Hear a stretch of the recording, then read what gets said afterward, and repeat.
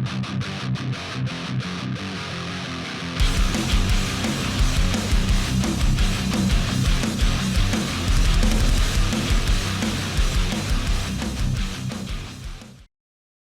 you are looking for a great place to fulfill your nerdy needs at excellent prices, please consider checking out Whaling Games using the QR code on screen or the link in the description. You'll be supporting the channel at no extra cost to you and snag yourself some excellent deals in the process. Whether it's trading cards or tabletop, there's something for everyone at Whaling Games. P.S. Please don't forget to support your friendly local gaming store too. Hello Duelists, it's Joe here from Rufioh. Welcome to the channel. In today's video, I'm going to be taking you through the deck that I took to locals recently, the one I've been testing online and all of the rest. It's my pretty much pure Dino build. Now the results didn't go the way I wanted to at locals, in part because some of the cards I needed were missing and I was an idiot and thought I had them, and I decided to build the deck and put it together and physically get it together last second and got punished for it. So that's that. Also, apologies if the setup looks a bit weird at the moment. I'm not what you're used to in terms of quality. Temporary setup. I am rejigging my office at the moment, so I need to still move my lighting and things like that. But anyway, hopefully you can see everything you need to see. Now, in part as well, obviously the deck also didn't perform amazingly because, well, I didn't perform amazingly. I also had the classic of testing before the tournament and all my hands were cracked and amazing and everything was good. And then when I played the games, reality set in and I just didn't see any of the cards I needed. But I can still give some insight on the cards that did work well, things that didn't work so well, things that I should have done differently, all of that. So hopefully that helps you. One last thing before I get stuck in, make sure you hit subscribe, maybe even the notification bell as well, particularly before you realise that this content is fucking garbage. But I digress. Let's get stuck in. Field Center. Tokens for the boys. Main deck. Big dinosaurs. You've got 2 Ultimate Conductor Tyranno. Yeah, I mean, it's not much to say. 2 works, 3 is just too much, and 1 is definitely not enough. So, yeah, that works quite nicely. 1 Duggeran, just outs awkward stuff. Really, really handy from that perspective. We've got 1 Dinosaur Pancratops. You just need the 1. You can up this if you really want to, but 1 has worked really, really well for me. I mean, it's searchable, right? You've got multiple ways to get to it if you need it. It's a really, really good card, just in general. So yeah, not much to say on that. I mean, loads of people cite it and not even playing dinos. We've got Xenometeorus. This is for the new package that I've been trying out. I've actually really, really liked this. Gives you access to Evolza Lars, so that's one thing. Gives you access to just a massive fusion, which can help like recur your plays a little bit. One of the big issues is the dinos runs out of gas really quick, and this does help you to be able to play a little bit more. You also get extra baby pops, so there's all of those good stuff that goes with it. And then onto some medium-sized dinos. We've got some Soul-Eating Oviraptors. There's not much to say about this card's insane. And then onto some little dinos. We've got triple baby Cerosaurus. You need to play it at 3. 1 Petit Pteranodon. There's times where I kind of feel like a second one of these would have been good just to keep resolving babies, but this works fine for the most part. You know, it's probably overkill to go for the extra, but that works well so far. And then we've got 1 Miscellaneousaurus. I don't need to explain. This is like the only good card in the deck. 1 Animadorn. I was playing this at 2. And then when I went to put the deck together, I realised I only had the 1, but actually it was fine. At one point I was considering the logic if I always wanted to be able to resolve this to get this. But the second one just isn't necessary. I've got 1 copy of Kaitoptera. That's for the Hornsaurus fusion plays. Works really well. This is just a better Giant Rex. It gives you access to another 6, which gives you access to Lost World, and it allows you again to easier get into Volza Lars, so that's really, really good. I think it's just necessary. We've got 1 Durac Megalo. This is so that we can just get a free board wipe. Yeah, that's pretty much all it's used for. It gives you a way to play. If everything else goes wrong, you've got a way to just at least wipe the board and try and claw back some of the advantage your opponent's gained. I've got a single copy of Sabersaurus. This actually should be Frostosaurus. This is one of the cards that I thought I had and didn't. It meant that I had to play some really, really awkward lines. It meant that I could make an extra rank 4 a lot of the time, but I was having to go really, really awkward ways to get there, and that probably cost me at least a couple of games, I would say, by not having Frostosaurus instead. So definitely run Frostosaurus. One of the cards that I did want to try out, and I actually wish I'd played this at 3 to be quite honest with you, was Sorcerer of the Swamp. You'll have seen other decks are probably doing a similar sort of thing. This is really, really good. It allows you to reveal the Hornsaurus. You can banish the Kaitoptera off it. This gets summoned. Kaitoptera gets summoned as well. you've got instant access to that fusion just off this one card. Kite of Terror obviously gets you your polymerization. You can make Hornsaurus, which means you get free access to your Lost World really, really nice and easy. So this effectively becomes an extra copy of Lost World, but also gets you a 6 straight on board so that you can go into your Lars a little bit easier. So, yeah, really wish I'd played this for 3. It also doubles up on the fact that it's a spellcaster, so therefore you've got some non-dinosaur material for your pills, which does come up occasionally where you get stuck without any options.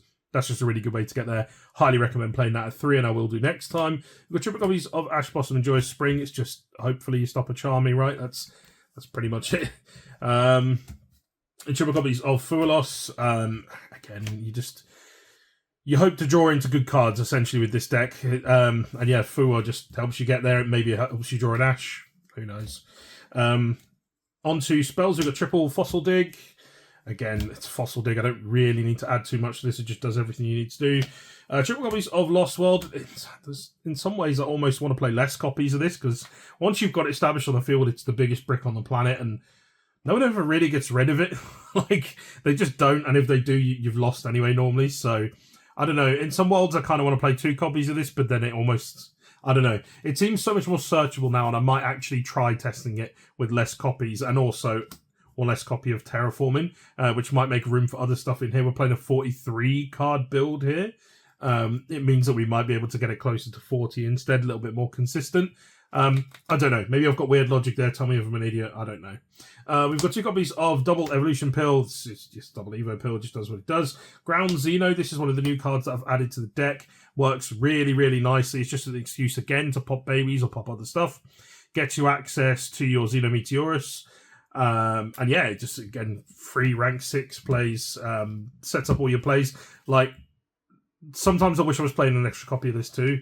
It didn't come up as much as I would like, purely because I didn't see it enough. So I'll definitely test it at 3 as well. We've got triple copies of Forbidden Droplet. It's Forbidden Droplet. Again, didn't come up tons of the time, but it's just such a strong card that there are games where it's going to, it can just save you. And then on to our one-offs, we've got Called by the Grave. It's Called by the Grave. It stops hand traps. Foolish Burial. This virtually never came up. There's like one time it came up, but I'm pretty sure there's just anecdotal evidence of like weird situations.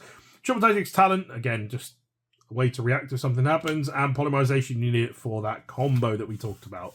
On to the extra deck here. So we've got 1 copy of Linkuriboh. This was a good idea, but I was missing something that goes with it. Secure Gardener. I'm an idiot. It's one of those cards, again, I was just convinced I had, and I didn't. And it didn't turn up in the post in time. We got 1 copy of IP Masquerade and 1 copy of SP Little Knight. It's the most generic Link plays of all time. So yeah, there's those. 1 Hornsaurus. This is for your combo. Really, really, really, really cool card. Gets you free access again to... It gets you an extra normal summon as well. Something that, maybe gets overlooked. A lot of the time there's not... The extra normal summon normally just gets you a rank 4. It doesn't necessarily get you much further in this deck, because your good normal summon is your Ovian. You've usually used it by this point, but technically you can get weird scenarios that come up where, it's advantageous to have it. Maybe if you've got a Clogged Hand with like a Nimodorn and extra babies and stuff, then you can go a little bit further, but still really good. Really, really good. We've got 1 of the Gigantozola, the big boy. It's just fucking huge. It also, if your opponent gets rid of it, then it can come back and pop 2 cards, which is nice. Lets you add a resource back from the grave. It doesn't come up loads, but it's really handy to have there, and it's an option when you're low on other resources. It can be really, really handy to get you kick-started again. There are more fusions. These ones are super poly targets. These are just the ones I had, so hence there's no Theseus here. Theseus is probably correct here. I've seen some others that people are playing. I was also trying the Fallen and Virtuous package at one point as well, so I had some more fusions from that, but I'm not playing that anymore. There's probably not enough extra deck space, really, unless you want to forego the super polys. Or maybe you cut this package. I really, really like this, though. It was quite handy. A couple of times where it backfired, didn't go as I planned. But it was kind of a situation where I had to just try it and hope for the best. Astro Meteor. This you can actually summon, occasionally comes up. And it does have a fairly useful effect on the field. But most of the time you're going to end up sending this to the grave off the Megalo, and then that's going to give you a way to banish and then summon this and just nuke the field. So yeah, that can be quite handy as, again, a way to just stay in the game. This should have been Secure Gardener, but it was just what I had. And then on to some of our final XE monsters here. Dolka Lagia, they're just Dolka and Lagia. They do everything for you. One Lars, this is so good in the deck. Like, I try and make this with one of the rank 4 like minimum as my starting turn. Hopefully you go a little bit deeper than that. And then a final card that never came up the whole tournament was Zeus. Normally you have nuked your materials on these really quickly. Your opponents will do everything they can to bait them out. So yeah, this never came up as particularly valuable, but that's not to say it isn't good. I mean, you're playing XE monsters, you should probably play it. Then onto the side deck. There's not much to say here. I was really unlucky. It was one of those tournaments where I never got to see the cards I sided in, no matter how many it was. Like, at one point, I think I sided in all bar maybe 3 of my side deck cards for a game, and I didn't see a single one. Did not see a single one. It's just honestly so unbelievably unlucky. But anyway, Droll and Lockbird. There's some decks it hurts, and when it hurts, it really hurts. Yeah, just Droll and Lockbird. Super Poly is so fucking hot right now. Everyone loves Super Poly. It's such a good card. Unfortunately, it also hurt me as well. It cost me, not my copy, obviously someone else's, but yeah, Super Poly's great. Book of Eclipse, it's Book of Eclipse. It's another board breaker. This could have been any number of things, but it was just what I had available that felt like it made the most sense. Again, back row hate, but of course it can double up, as we already know. And then I'd heard somewhere that this was kind of good depending on the matchup. Apparently it hurts Rolad. Didn't work for me because I never saw it, but allegedly it's quite good against that deck, so I decided to include it anyway. Triple copies of Evenly Matched. Okay, duelists, that's it for the deck profile. Thank you very much for coming along, and thank you for making it to this far into the video. Hopefully it means you have enjoyed it enough to have hit subscribe, or maybe even you hate it enough that you couldn't possibly look away. I don't know. One of the two. But either way, here's my Dino deck profile. Again, I didn't have the best results with it, largely in part because of myself. In fact, almost all because of myself, because I forgot to add the right fucking cards to my deck. But at least I've talked about what they are and why it hurt not having those cards in there, so I know that the at least some of the logic is sound. Some of it's also just a bit of bad luck, but, you know, that's variance over a tournament. You're going to get some luck and you're going to get some bad luck. So there we are. As always, I will keep trying with the dinos. I love dinos, so I'll keep trying some more variants. I have got the whole GMX stuff to try out at some point as well. And I've got a whole bunch of other cores that I'm going to be doing deck profiles for. So if you like your budget builds, which is typically what I'm doing these days, or your rogue decks, there are some coming. And if there are any you would like to see, please let me know down in the comments and I will see what I can do to make that happen. Also, if you're interested in seeing how dog shit my day went, I did do a vlog. Link to this, so you'll probably see it in the end little section where you can click on the links, whatever. But anyway, it'll be on my channel. Go check it out. But anyway, enough waffling on from me. Thank you very much for coming along. I really do appreciate you being here, and I will see you in the next one.